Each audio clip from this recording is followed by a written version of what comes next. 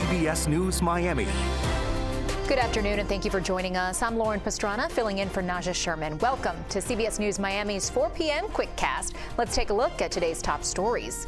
Governor Ron DeSantis was in Lighthouse Point this morning where he signed a series of bills to crack down on human trafficking. The state of Florida has allocated more resources to identifying and prosecuting human trafficking cases.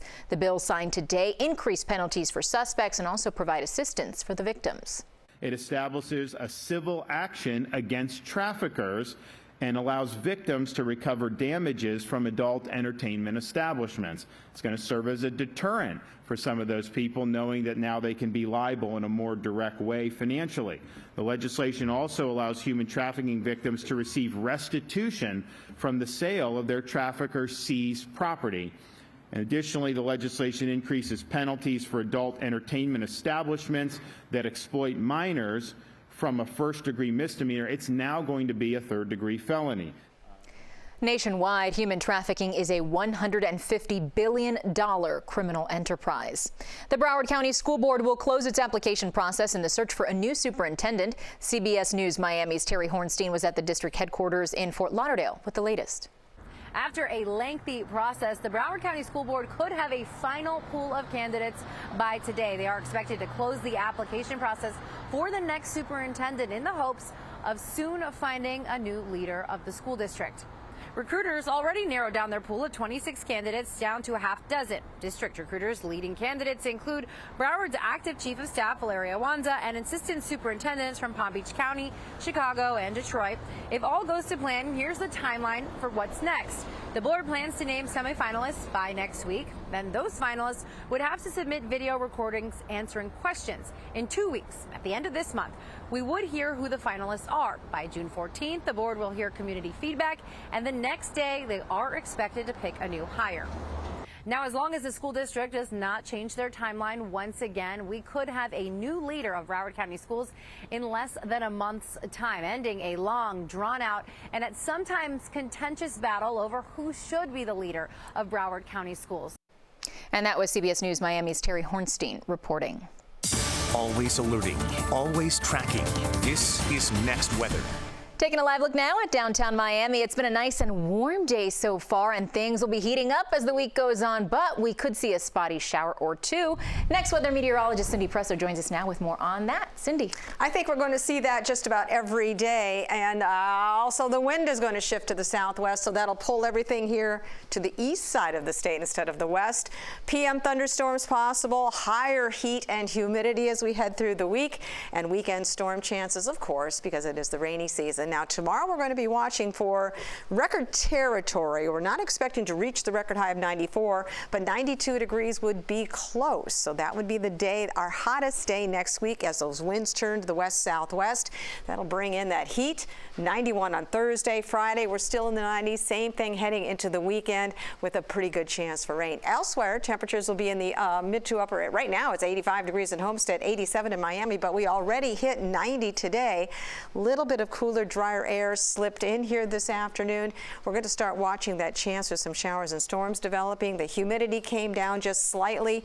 Sticky down in the Homestead area there. We still have high humidity, and so it feels like it's 91 degrees at this time. Our highest heat index this afternoon was 93. So now we're starting to see some development here as the sea breeze front is trying to collide. So right across Miami-Dade County, a few showers just starting to get going here. You can see the outflow wants to take them north, and that's probably the direction we're going to see. According to our models, this evening there will be some inland storms that try to move north and then toward the metro areas. Like last night, we picked up some pockets of heavy rain. Same thing again this evening.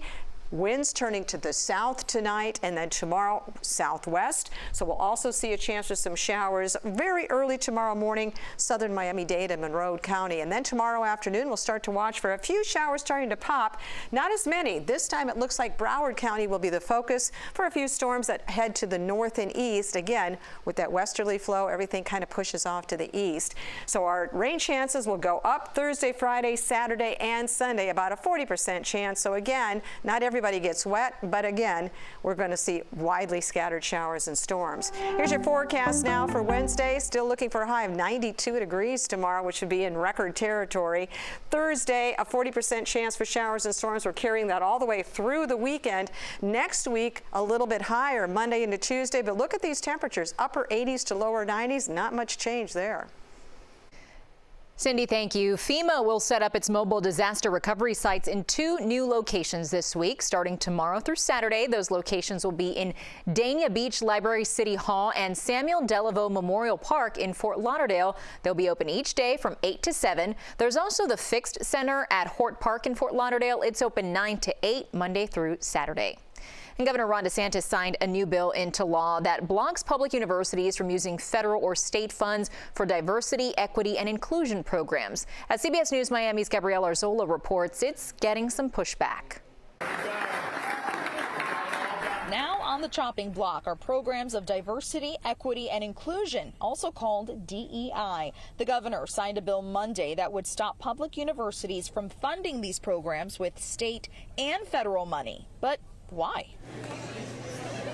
For background, according to the DEI website at FIU, it says they have funded over 40 scholarships and strive to make FIU a more inclusive experience with student groups that cater to Black, Hispanic, Jewish, LGBT, and the Canadian community. Different offices that assist students with getting used to the university environment. Criminal and civil rights attorney Melba Pearson says these programs are aimed to help students succeed. The bill states each college will have to review their curriculums and must look into topics based on theories that systemic racism, sexism, oppression, and privilege are inherent in the institutions of the United States and were created to maintain social, political, and economic inequities. Pearson says college is a place to learn and discuss all topics and says this is only a disservice to students.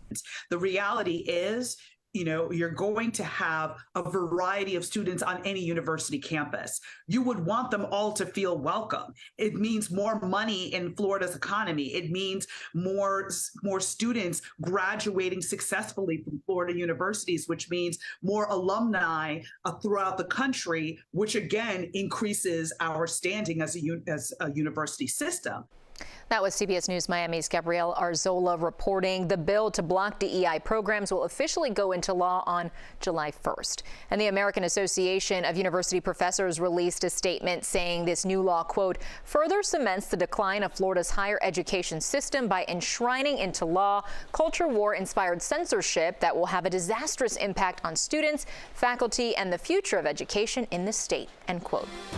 When we come back, can you feel the heat? Well, Miami-Dade has a plan for it when it gets extreme. We'll explain right after this break. Welcome back to CBS News Miami's 4 p.m. Quickcast. Many students in the state won't have to get up so early to go to school, but before you get excited to hit that snooze button, this new change won't go into effect for a few years. This new law allows middle schools to start classes no earlier than 8 a.m. High schoolers would start no earlier than 8:30 a.m. Here in Miami-Dade and Broward, many high schools start around 7:30. Most middle schools, though, start after 9. These new start times will take effect in July 2026. With summer right around the corner, Miami-Dade is fine-tuning its extreme heat action plan, and there are some changes. CBS News Miami's Jacqueline Quinn has more on what you should expect this year. Monday's high temperatures might have only been in the mid-80s, but for this construction crew, the heat always makes it feel hotter. How hot does it feel? Like 91 degrees. These workers here on this low-income affordable home out here in Brownsville, they really feel it when it gets extremely hot. That's why Miami-Dade County is making changes to its extreme heat action plan. This summer, first we're doing it as a test here only in Miami-Dade County, as we lowered the heat advisory threshold. So the temperature threshold at which we would issue an official heat advisory has been lowered by 3 degrees. So it's for heat index. So we're lowering it from 108 to 105. When it stays at 105 for over 2 hours, the county then sends out a heat advisory. So when the temperatures rise, what can you do? fine. We talked with Dr. Javier Talamo from HCA Florida University Hospital about how to cool off. What is the number one thing to keep in mind when it gets extremely hot out there? So I think it's paying attention to your body and realizing when you're getting to that point where you need to take a break. If you start to feel muscle cramps, if you start to feel tired or weak. His tips for hot weather includes scheduling work or activity for cooler times if possible, staying hydrated, and finding shade or taking a break. Now, there will be times where some feel overwhelmed, and the county is ready. It will have cooling centers, and it plans to have people trained to look for signs of heat exhaustion and administer aid. And we need employers to be sensitive to that, especially the workers that are all day in the sun. That's not a problem here. That you have to make sure that you have water, ice, and it's very good to have some sort of a headgear. But the heat doesn't just affect those working outside. A house with no AC can still be quite brutal. The sun not scorching, but it feels like an oven in the inside of these places. All that to say, if a heat advisory is issued, heed the warning. In Brownsville, I'm Jacqueline Quinn, CBS News, Miami. And finally this afternoon, you may want to fire up the grill tonight for dinner because it is National Barbecue Day. Barbecue can refer to the way the food is being cooked, or it can be considered a social occasion in itself where people gather and, eat outside. In the U.S., barbecued meat is thought to have originated in North Carolina, but states like Texas and Tennessee have become famous for barbecue. Whichever is your favorite, enjoy some today. It's all about the good barbecue sauce. And later, identity theft in South Florida, the warning from local law enforcement and what you need to do to avoid becoming a victim. We'll have that story tonight at 5. And that's CBS News Miami's Quickcast. I'm Lauren Pastrana. Stay tuned for more news right here on CBS Miami.